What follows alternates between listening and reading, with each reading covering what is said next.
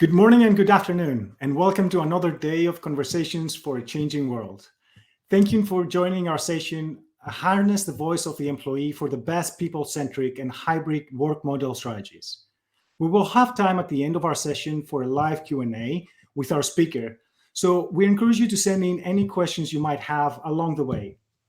Please do add your questions in the Q&A box in the right-hand corner. If we don't get to your question, don't worry. We will reach out to you directly after the session with an answer. Now, before we begin, just a reminder that this presentation has forward-looking statements, so please note Workday's safe harbor. I'm Nikos Drakatos, Senior Manager of Product Marketing here at Workday, and I recently joined the team as part of the Peakon acquisition earlier this year. I'm joined today by my colleague Matt Orozco, who will take you through how an active listening approach helps surface the deeper truth behind the most important assets of your organization, your people, essentially allowing you to deploy the best people-centric experiences. In today's session, we'll cover where we are today, what does the data say, the best practices in action, key takeaways, and of course, answer your questions. So without further ado, I will leave you to the capable hands of Matt Orozco. Matt, over to you. Thank you so much, Nikos, and thank you everybody for joining the session today. As mentioned, my name is Matt Orozco, and my role at Peakon and now at Workday has become one of an organizational change consultant. I've spent the past 10 plus years in the HR technology space, working across different aspects of the employee lifecycle, using technology to help harmonize the human experience. And I can almost guarantee safely today that this is probably the first Halloween themed session you're going to be attending today. As someone who is an avid Halloween advocate, as one might say, I feel strongly that if we can listen to Mariah Carey's All I Want for Christmas in November, then we can put up our Halloween decorations in September. But enough about me and my interests. Let's just go into the next slide and get a bit into who we are at Peakon. So there's a lot of power in data. Just like Google knows what you're searching for, sometimes it feels like they may even know too much. Peakon is actually a trusted solution that merges psychology and science to generate more than 150 million survey responses from across 1,200 customers worldwide. And we're looking at all data across all of our customers and industries to determine what are the drivers of their engagement and experience. And we enable a holistic benchmarking with the ability to measure engagement across not just one part of your workforce, but all parts and workers. And all of this data helps us find and predict the focus areas for organizations, such as diversity and inclusion, or perhaps that growth and development is what's top of mind for your people today. The past 18 months have given us some of the largest shifts in how and where work gets done. As it stands, most parts of the world have not made a full return to the office. As you all can see, I'm currently in my own home office, and many organizations are still trying to understand how and when employees can safely return. That, of course, is assuming that they do. What's so significant about this shift in many ways of working is not that it happened, but that it may forever change the landscape for employers and employees. Remote, hybrid, and on-site working will likely be options for where employees work rather than mandates. And some companies have gone so far as to shutter physical offices entirely. While it's a little too early to say what the future norms will look like, it's safe to assume that it's somewhere in the hybrid realm for those that are able to. And beyond shifts in where people are working, we're also in the middle of a shift in recruitment and employment. Pre-pandemic saw record low unemployment numbers in the United States and a job market that was competitive for some and challenging for others. Today, you can't go onto LinkedIn without scrolling past at least one post or article about the Great Resignation. It's now an employee-centric opportunity market, and it's pushing organizations to really examine ways to be more competitive in order to both retain and recruit their talent. And this has caused companies to examine their compensation, benefits, work locations, and most importantly, their cultures. And on the topic of culture, the world watched last year as the murder of George Floyd, Ahmaud Arbery, Breonna Taylor, and many others gave rise to the importance of social justice and equity. This impact cannot be understated, as it caused a major shift in how organizations would begin to prioritize diversity, equity, inclusion, belonging, and their well-being programs. It was time to make diversity goals a reality and re-examine systems, processes, and policies to make sure that everyone has the opportunity to thrive at work. So with this context in mind, we would like to start this presentation off with a bit of polling. We're going to have 2 poll questions built into this experience. And the second one is going to act as a kind of choose your own adventure experience. But before we get there, this first question is to get a sense of how often your organization is currently running surveys regarding employee experience and employee engagement. And as you're completing this, for context, at Peakon, we have seen a massive shift in surveying behavior over the past 18 plus months. One way of demonstrating just how big this shift really was is with data. In July 2020, Peakon had collected approximately 93 million employee responses and around 19 million employee comments to date. In the span of just about 14 months, those numbers almost doubled to over 187 million employee responses and over 34 million comments and counting. It's quite a big jump. And it looks like many of you are putting annual as your go-to frequency. So really appreciate you all providing that.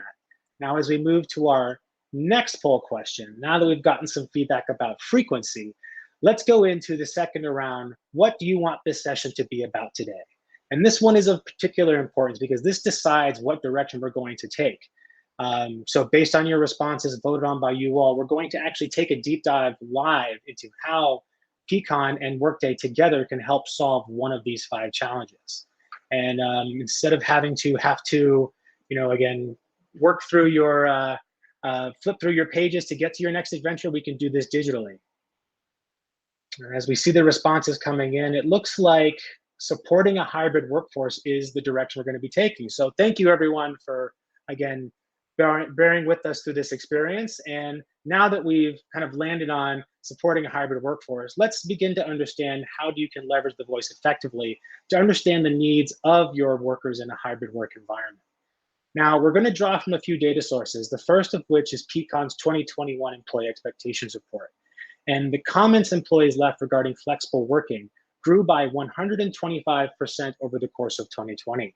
In addition, each quarter, Peakon updates our benchmarks to enhance existing data sets and even craft new benchmarks when possible. During our second quarter benchmark update of this year, we observed a persistent trend where driver scores for autonomy and remote work have been consistently increasing. And yet, we also have observed some drivers that we measure, such as workload, trend downward, particularly for female employees and those who are caregiving employees. This signals that employees overall are favoring more flexibility, but that we need to do a better job of supporting our female colleagues and caregivers of all kinds. But looking beyond Peakon's own data, we look to Accenture, who shared similar results from their own research, where they found that 83% of employees think a hybrid working model is optimal for them.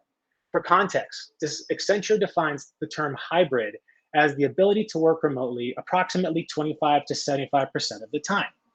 The increased positive sentiment towards key Peakon drivers like autonomy and remote work isn't as surprising when you consider this Accenture data, that most employees think hybrid is what's best for them.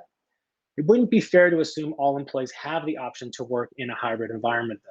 Industries such as manufacturing, retail, hospitality, tourism, and many others have large groups of employees where remote or even hybrid work simply just isn't an option for them. According to that same Accenture report, 25% of employees worked on-site during the pandemic and continue to do so since. There's a good chance that number is likely higher, but that's just the responses they were able to gather.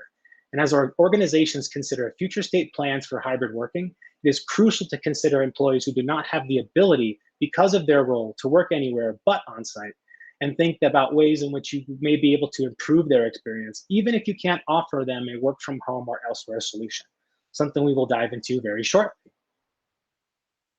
And in order to meet the challenge of supporting a hybrid workforce, it is clear that the way in which we listen to employees has to adapt. While many organizations currently have a process in place to listen to their people, according to you all, most of it's annually, it is a process that has largely remained unchanged. Today, some organizations do an annual engagement survey, case in point, or they do ad hoc surveys on narrow topics. And some even gather feedback around specific moments in the employee experience that matter, such as onboarding or promotions.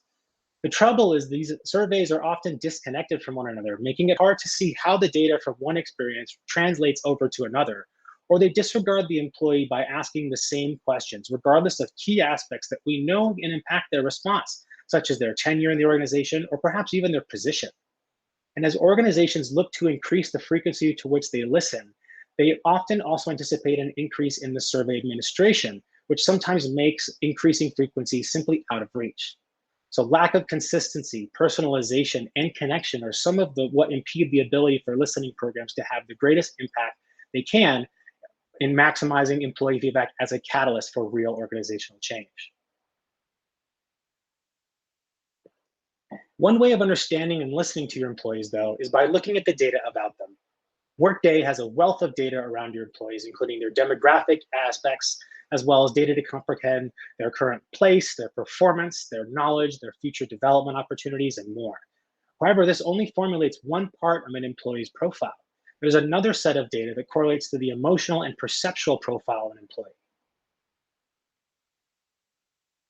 This type of data allows us to better understand the why behind some of the behavioral data held within Workday. Such information includes things like an employee's own experiences, what motivates them, their beliefs and perceptions, as well as their levels of engagement. And only then can we really have an employee's full picture. Traditionally, to collect such data, we run employee surveys. But as we just discussed, the current employee survey approach is not fit for purpose. However, together, Workday and Peakon provide you with two halves that make a whole, the what and the why. Together, Workday and Peakon create a best-in-class option to deliver on a truly personalized employee listening approach that enables you to harmonize the what and the why to deliver a deeper understanding of how to improve employee experience that can also positively impact your bottom line. Peakon's active engagement platform, or Active EX platform, provides a framework for organizations to embed employee listening so it can help create a culture of continuous feedback, but also continuous action. It's designed to empower frontline leaders to drive meaningful change and making so that engagement and experience is something that is everyone's responsibility, not just that of the HR and the people function. So with this context in mind, let's take a deep dive into how you can use two solutions, Workday and Peakon, together to help harness employee voice to better support your hybrid workforce. When I spoke at the beginning, a few times even, about the power of Workday and Peakon together by bringing the what and the why into one view of the employee experience, this is what I was referring to. An hourly API syncs data between Workday into Peakon and can include information that specifically pertains to something like work location. In this example, I have employees in Workday that are categorized under one of these three areas: on-site only employees, remote only employees, and hybrid employees. Given that you can set these designations in Workday, these give us the what, and that informs the views on what you're seeing on the screen with Peakon's card view of these different employee segments. And to explain a bit about what this card view is, the card view in Peakon provides the why, a side-by-side comparison of all of our engagement drivers that we've measured, but we've isolated these three specific work locations that we've just described. So from here, we now have a very clear side-by-side view, so we can start to test the hypothesis presented by McKinsey and Accenture a few slides ago, that hybrid would be optimal for employees. And what this screen really tells us is that by and large, our assumptions could be true, and also that there's an experience gap between our on-site folks and our hybrid folks that we should really take into consideration. Now, while engagement drivers can tell us a lot about the employee experience, it can't tell us everything. In the last slide, we identified that people who are in a hybrid employee situation are the most engaged, and that our on-site employees are the least engaged. So what would happen if we looked at this under the lens of health and well-being? After all, if the aim is supporting a hybrid workforce, then we must consider all aspects of the employee experience and what happens at work in order to understand how things are truly going. Alongside Peakon's engagement index is a separate index for measuring health and well-being. We also have another index for COVID-19, as well as one for diversity and inclusion. But the Pecan methodology takes into consideration aspects of mental, physical, financial, and organizational support to identify areas of strength and opportunity as a means to improve organizational well-being support. Using the heat map on the bottom of this screen, we can see that different employee groups, based on their work location that we used before, but now with our health and well-being drivers isolated. What we can pull away from this information is that hybrid employees tend to be more positive around their well-being than other groups. And sadly, our on-site employees are still the lowest scoring across these three areas. So for our on-site employees, we can see that they score lower around areas of mental health, organizational support. Again, it's important to consider different aspects of health and well-being, not just do we offer programs, but how are these programs impacting the outcomes of which we means to affect. And if you want to go deeper, the heat map will show you both drivers and sub-drivers associated to each of these so that you can be precise in knowing exactly what's happening and what may be driving the score of a driver down. Is it one sub-driver in particular, or is it a series of sub-drivers collectively? And in this example, we can also see that on-site employee scores are lower on involvement and in financial support, signaling that they feel less connected than their peers working remotely or hybrid, and feel less cared for financially than others, which again is something that we really want to think about when it comes to improving employee experience and improving the needs of hybrid workforce, where it may be less important to focus on financial implications for hybrid workforces. It may be more important to do that for your on-site employees. So far, we've shown that across two different outcomes, both engagement and well-being, the experience does in fact differ based on location. So we no longer have to operate under the assumption of what research tells us. We can actually use our own people data to tell this. And while the hybrid and remote employees are doing great, the on-site employees are less engaged and feel their well-being isn't as much supported by the organization, nor by the financial implication of their work. So the last thing we may want to know is what impact work location may have on something like attrition, if any, really. And one of the aspects of Pecan's platform is the ability to use our in-product attrition prediction to get a general sense of the likelihood that employees will leave based on location. Now, it's important to know that our attrition prediction is very much general sense, so to give you a degree of severity and departure, but using information collected in Pecan, you can absolutely pull this into other areas like People Analytics and Prism to run more in-depth analysis. So according to our kind of very general attrition prediction here, it seems that once again, our on-site employees find themselves in a vastly different position than those in a hybrid role, and that they are a much higher likelihood of departure than the others. And while this logistically makes sense based on what we've learned so far from the data, we now have a true understanding of the impact of both of these outcomes and the importance of what happens if we were to support them in regards to filling our talent pipeline. The last thing to do is to get a sense of what if. What if we improve well-being for on-site employees? Could that in fact assist in improving or even preventing attrition for that same cohort that was an above average risk? Using Pecan's impact analysis, which again is in the product, you can connect external data to people's feedback directly in the tool to see how they relate. So in this case, I've easily been able to upload attrition data for all of my different groups of employees, both the on-site, hybrid, and the remote. And we can see that if we improve health and well-being, what impact that will have? Will it decrease regrettable churn? And Pecan's impact analysis will in fact show you real-time the relationship between these two outcomes. And in this case, a simple 1-point increase in scores around health and well-being for these particular group of employees represents an over 11% decrease in our attrition rate. So not only do we have data to back our assumptions on the efficacy of hybrid work and the ability to give people the choice on where they want to work and if they can, we've also discovered an opportunity to possibly solve for attrition issues by simply focusing on what employees want and improving aspects of their engagement and their well-being. So that was a very quick look at how you can use these tools today to support a hybrid workforce. But if you really want to skip to the cliff notes, here are the 3 major takeaways you're going to want to take a look at. And while it feels like we covered so much in a short period of time, or maybe it's just because I've been doing all of the talking, and if you gave up taking notes, perhaps because your hand started to hurt, I absolutely don't blame you one bit. So feel free to just take a step back and take this slide in. And the first insight is going to be one that is articulated best as a reminder.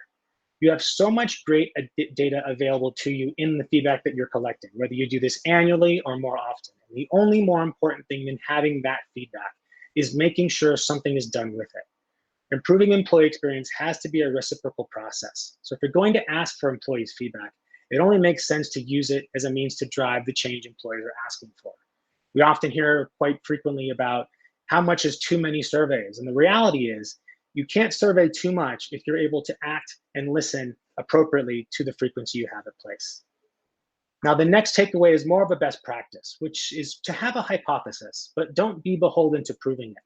Whether it's supporting hybrid work, retaining employees, or improving organizational inclusion, it's good to have an idea of what might happen if you change something or what you might learn along the way.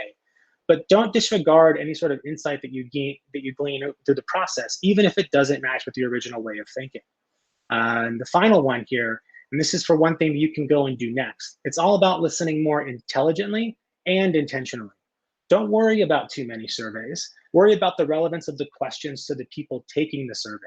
And the moment which it's being asked, you can generate better insight for improving aspects of employee experience that are related to point in time. And while this is certainly an endeavor you could explore on your own, this is actually something, surprise, surprise, that Peakon does as a default.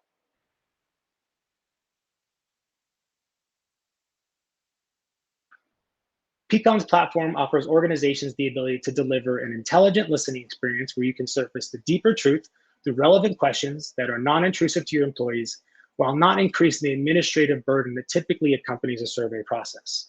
Intelligent listening is the essential foundation, which uniquely marries a research-backed methodology with machine learning technology supported by real-time data coming from Workday to help you reach the right person at the right moment in time with the right question when it matters most. And intelligent listening just wouldn't be possible without the outstanding and continuously evolving integration of Workday and Peakon. What you saw today was just an example of how you can use the tools you have now to solve real organizational challenges, but we would be remiss if we didn't say that it's only going to get better. Together, you have the complete picture of the employee, including all data from each CM and real-time employee feedback that you can now accurately correlate with core business KPIs, such as customer satisfaction or retention. And with more integrations coming along the way, Workday and Peakon are only getting better together. We're so excited about what's to come as we look to the future and deeper integration with Workday Learning, as well as Prism and People Analytics. And if you're interested in learning more, please let us know after the session. We'd be more than happy to tell you. So Nikos, got to see what questions we might get. Wow, thank you very much. That was a very engaging presentation, Matt. I love how you were able to structure the conversation based on the outcome of the poll. So at this point, we have a few minutes. I would like to open it up to any questions. I see some questions have come through. The first one is, Matt, with all those insights that you shared today and with the different reports that Peakon contributed, developed, what trends does Peakon expect to see surfacing inside our platform within 2021 and beyond?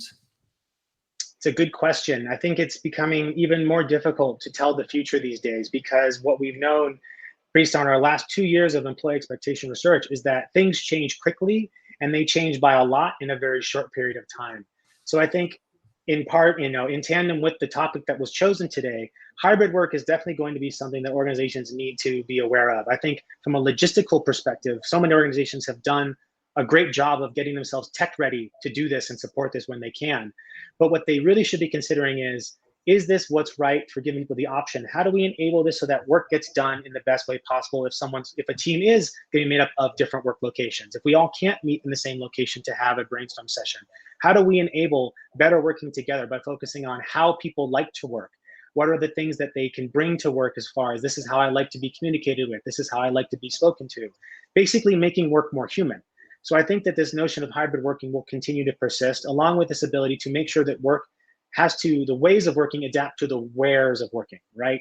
So not just giving people the option to work where they want, but also making work available and accessible so that not everyone needs to be online at the same time. If you have to have children or you're caregiving for a family member, you may not be available during certain hours of the day. So how do we make this a much more inclusive process whereby people can share, this is what I need to thrive, and this is how I need to do, this is where and what I need to do it, and how do we make that a part of a continuous conversation between managers, employees, leaders, et cetera. So focusing on humanizing work and hybrid working, I think, are going to be two things we're going to continue to see moving forward.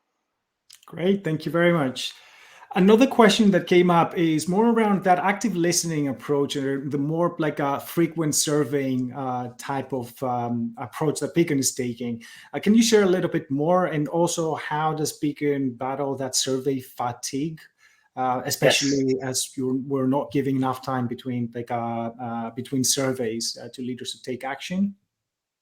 Absolutely. In fact, I think this actually might be extremely relevant for this audience given the first poll response, which is a lot of annual surveys. And I think one of the ways Peacon's ActiveEX platform helps to minimize a lot of the concerns that go into launching a more frequent listening experience is that we focus so much on the automation of things. We know so much about people from Workday data that comes over into Peacon hourly that it makes it really easy for us to do things like target questions. So maybe there's a question you want to ask about onboarding that's not getting asked consistently because people onboard at different times. If you're able to automate the experience that it knows these people are onboarding, they get these questions and other people don't, you no longer have to manage a survey process. All you're doing is you're managing the questions and the direction in which they're supposed to go. So I think this simple act of just mapping out your experience in a more intentional way, not only does it save you time, but it enables you to go faster and be more agile with the way you listen to your folks. And when it comes to over surveying, one of the things that's most interesting about this is people will seldom not give you feedback if they find that that feedback is being used to drive some sort of change, even if it's something you can't do. Let's say that the first responses come back and say every employee wants $1 million raise. Okay, that'd be super great. But the reality of it is that's just not reasonable. But communicating that you heard that through the survey, that you said, you told us this, we can't do it, but it sounds like what you really mean is that you want to be better financially supported. So let's come together around something in that regard. And when people see that this is being taken seriously with care, they all of a sudden want to participate more. A quick anecdote here from one of our customers. What they found through the use for the simple act of giving managers the ability to acknowledge a comment, which is an anonymous experience. It just says the manager acknowledged your comment. There's a predefined series of 5 reactions they can pick from. And just the simple act of managers acknowledging people's comments anonymously found that employees not only continue to participate at high rates in subsequent survey rounds, the quality of the feedback they gave actually increased. It became more constructive and helpful rather than people just sounding off on the things that they really were upset about. It became a better way to really understand what could change and how to change it.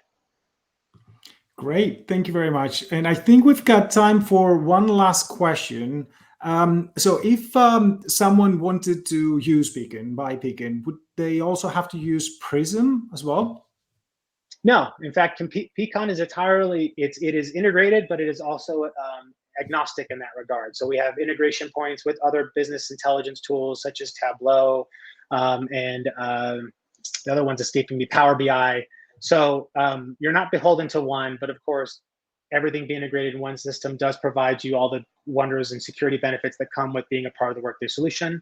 But again, we realize that everyone's going to have a different ways of doing this, different approaches, and we don't want to behold their experience simply because of the tool, rather give them the ability through the API and the sharing of data.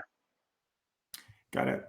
I think that looks like we're out of time.